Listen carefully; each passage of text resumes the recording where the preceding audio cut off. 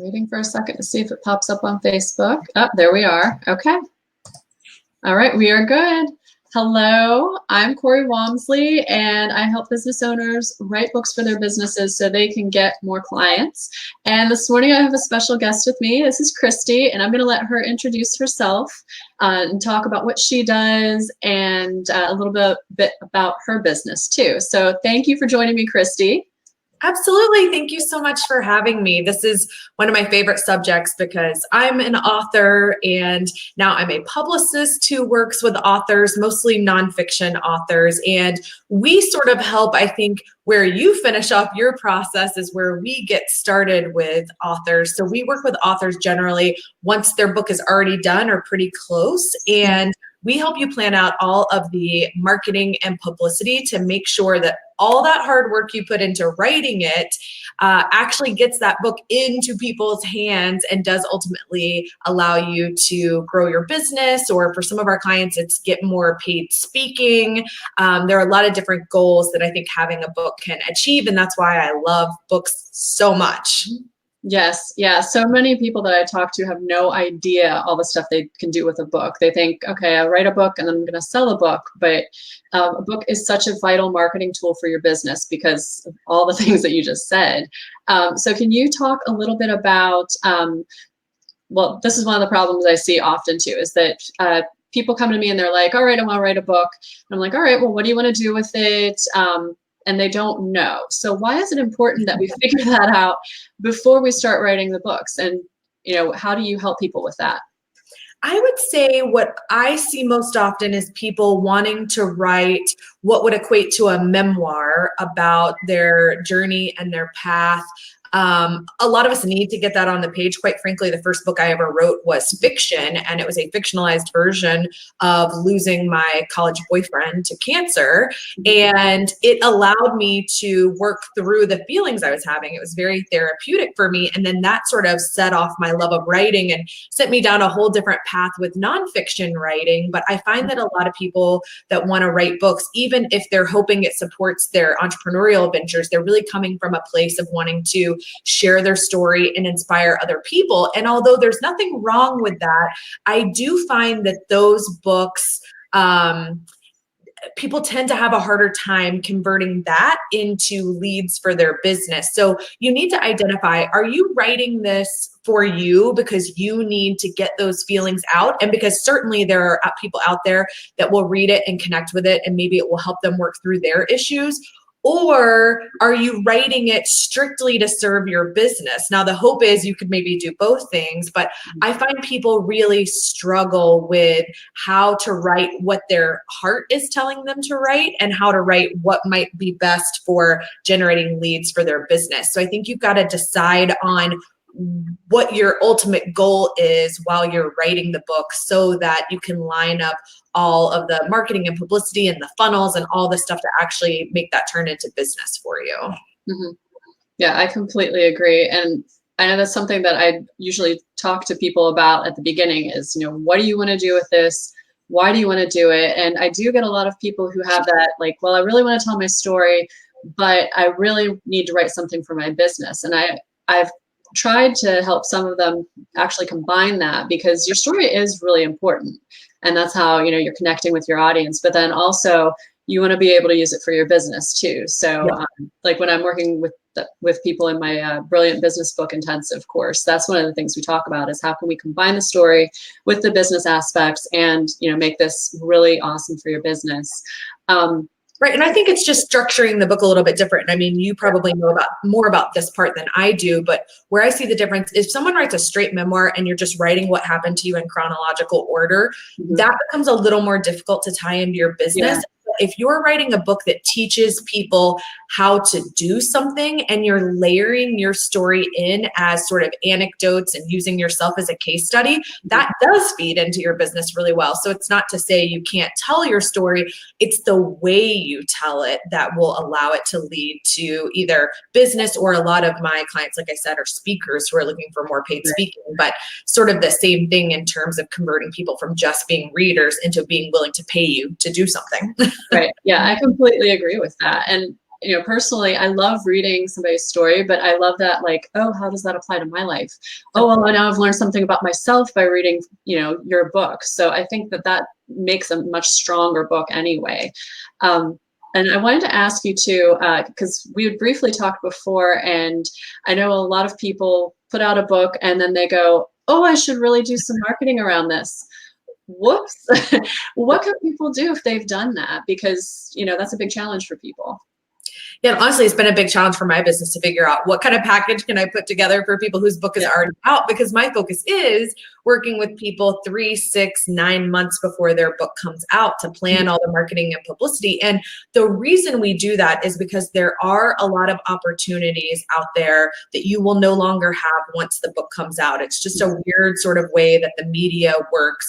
They want to cover brand new books, not books that have been out for a few months. That's not to say you can't get any media and publicity, but it becomes exponentially harder after your book is out. And for clients who really want to either go the traditional publishing route, or even if they're self-publishing, if they really want to make that big splash with their book, we have some podcasts we pitch to that tell us we must get a copy of the book, 2 months or 3 months before the release date. For big reviews like Kirkus and Publishers Weekly, again, they want the book 3 to 4 months before it comes out, and they will not look at it after that date. So there are some opportunities that will be closed to you after the book comes out. However, there are still things you can do once it is out.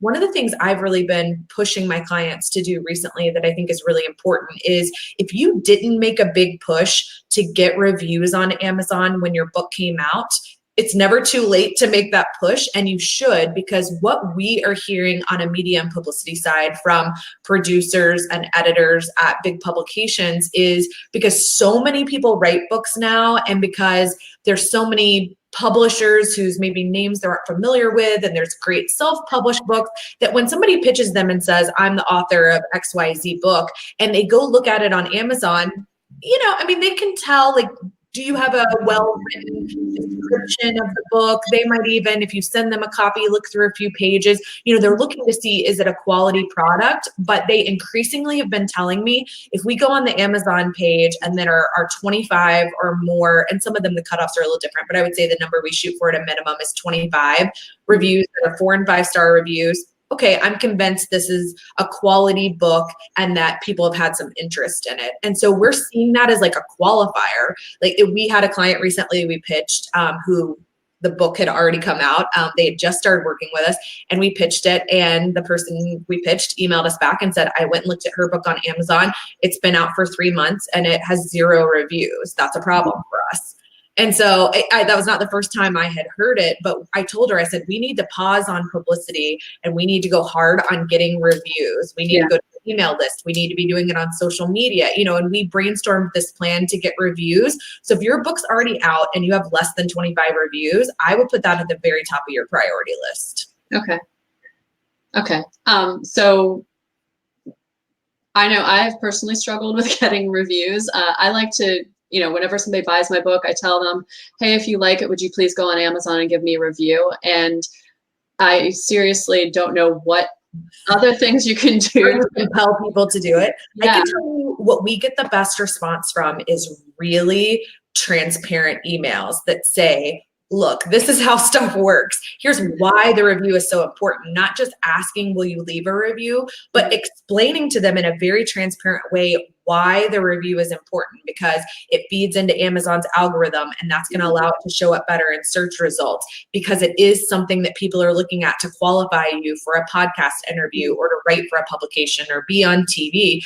We've written these emails for clients where we're super transparent about why the reviews are important. And if people understand why it's important and that it's not a vanity metric, I think that they're more willing to take the time to go leave the review. So we have found good results from that sort of transparent approach to it. Okay. Yeah, that's a very good idea. I guess you do have to be very obvious about what you need, right? Yeah, and they say ask 3 times as many people as you want. So the general wisdom is if you ask 75 people, that's how you get your 25 reviews. So Okay. and some of my clients, I say that, and they're either they haven't sold 75 copies of the book yet, Mhm. or they don't know 75 people they feel like they can send it to. And Amazon does have rules that family isn't supposed to leave you reviews. It also says close friends, although there's been a lot of interpretation as to what close friends actually entails. I think it's fine to ask your email list. I think it's fine to ask your social media following. Also, people don't have to buy the book in order to leave a review. A lot of what we do with clients that we're working on before their book comes out is sending out advanced review copies of the book to folks who have committed to leaving reviews. So if we are able to work with a client before the release, part of our whole strategy is making sure you get those reviews. So we help you build out the list of people you're going to ask. There's usually some direct ask. I'm working on a book that's coming out next week, and we made direct asks of something like 70 or 75 people that the author was able to pull together from groups she was in where she knew other authors. Other authors are more likely to leave your reviews than the average reader. So think about people you know in your circle who are authors.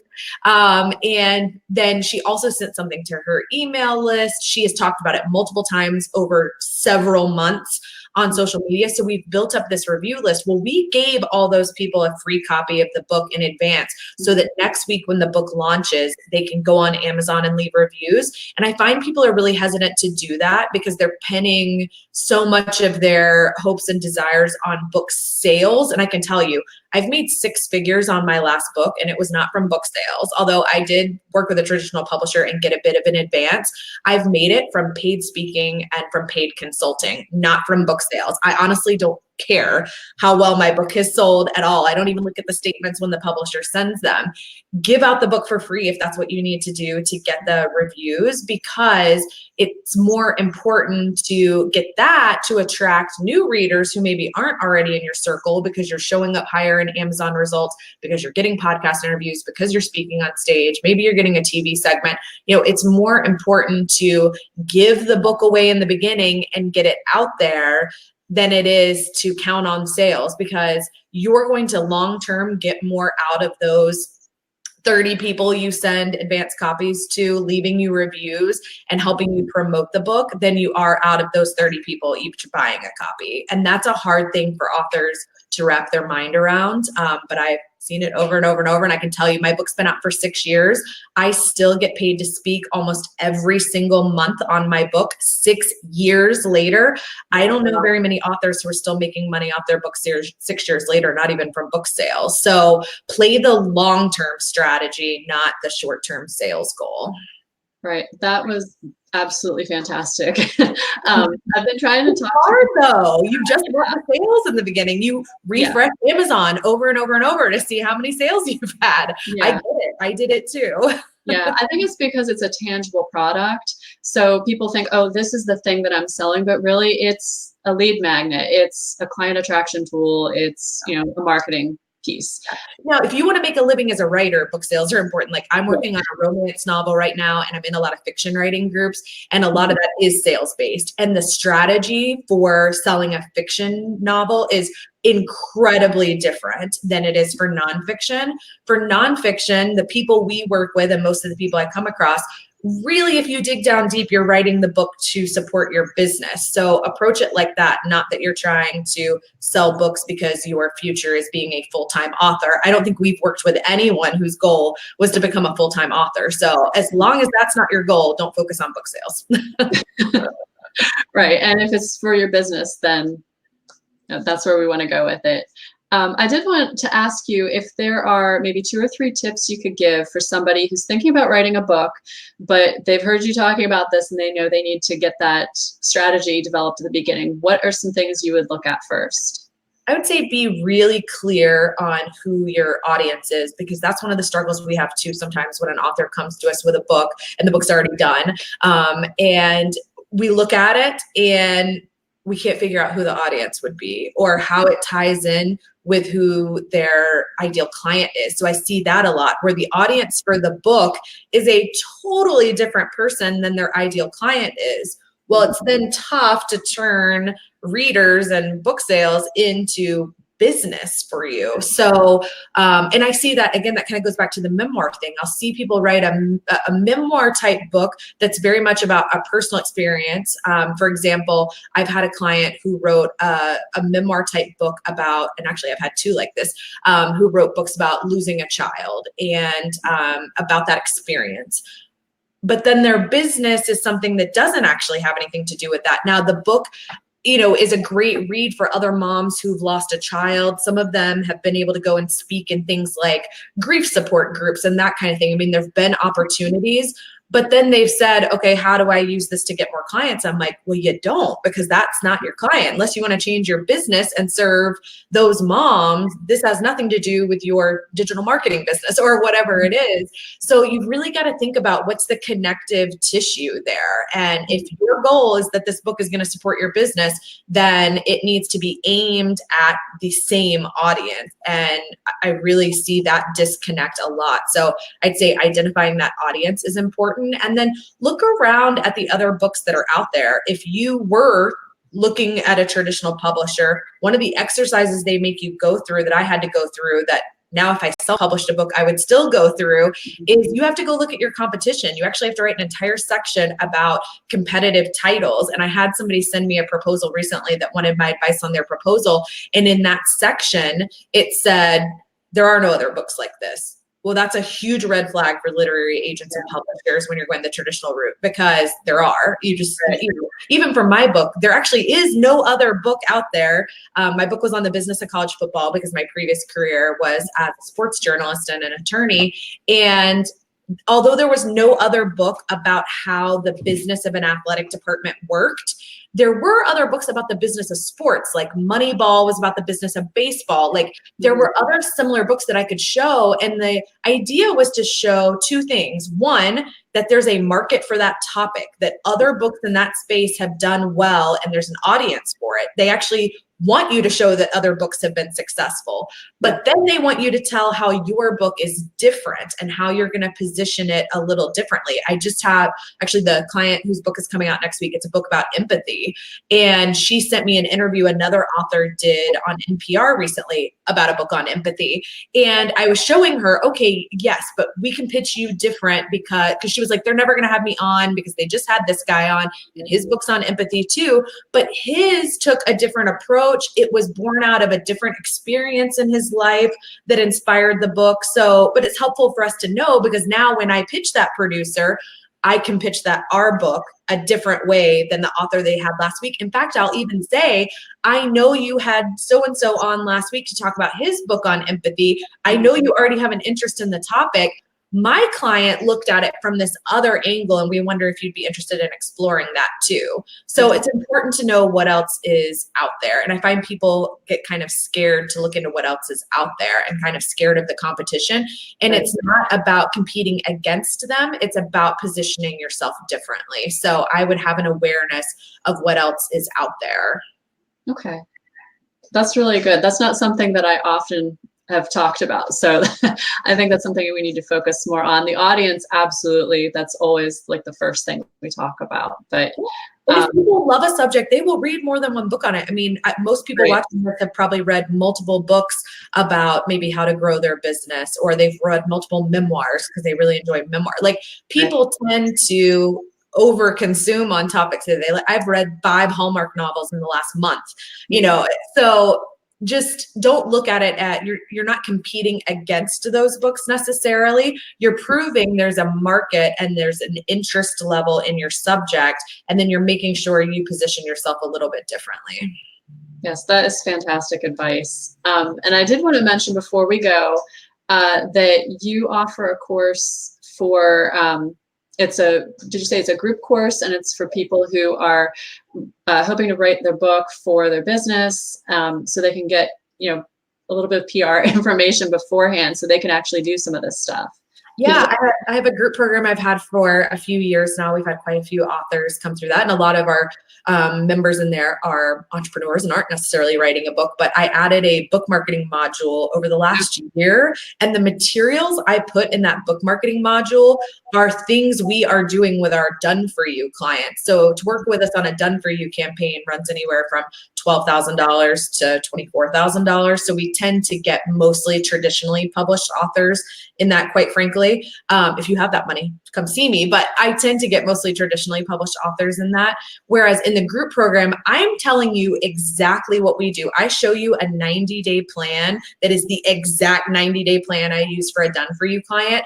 And I give you samples of the pitches and who you pitch for reviews and all the same stuff we do for our clients. I teach you how to do for yourself, and it is all pre-recorded materials and samples and that kind of stuff. But I do live office hours once a week in our Facebook group, and I just announced recently that on November 1st, I am going to start a 6-week live mastermind with, I'm going to cap it at 12 authors, and we'll still be using all the materials from the group program. So you'll still get all of that stuff, but I'm actually going to walk it through 1 week at a time over a 6-week period with you. So if you've got a launch, I'd say in the first quarter, maybe even into the second quarter of 2020, now is the time you should be building your plan. And so I am going to work in that mastermind live with people who have books in Q1 and Q2 of 2020 to plan it out. So just depending on how much sort of hand-holding and accountability you want, one of those options might be better than the other.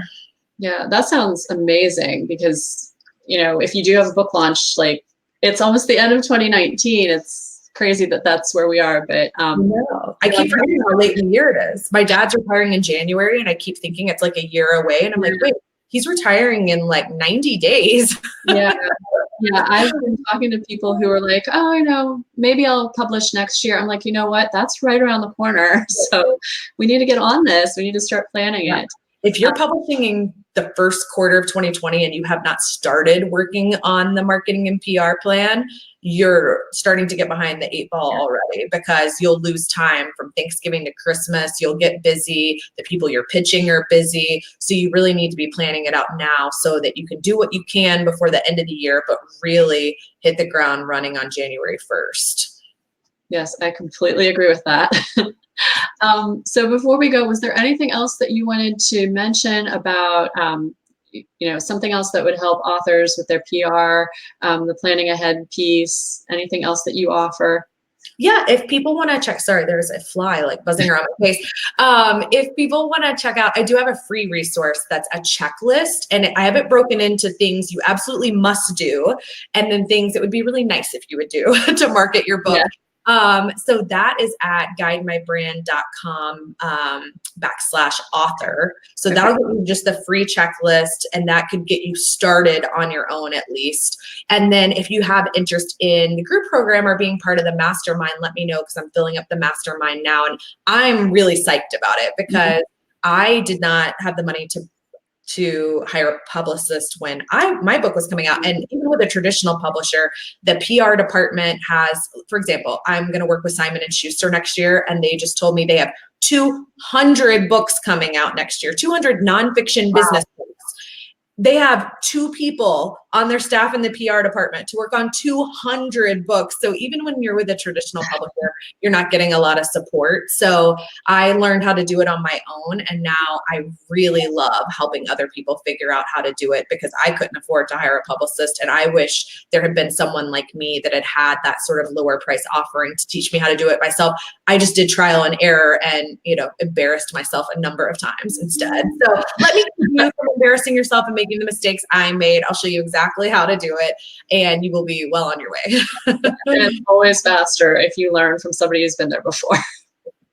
So, okay. Well, I'm going to put the link for your freebie below once this is posted. And thank you so much. You gave so much wonderful information this morning. I'm really appreciative of having you on here this morning, Christy. So if you want Christy's freebie, I'm going to put the link below. And you also have a Facebook group? I Did you? do. It's called the Visibility Workshop. So if you just search the Visibility Workshop, you should be able to find it. And I do lives in there a couple of times a week. And as a matter of fact, I got an idea for a live while we were talking that I'm probably going to go do later today.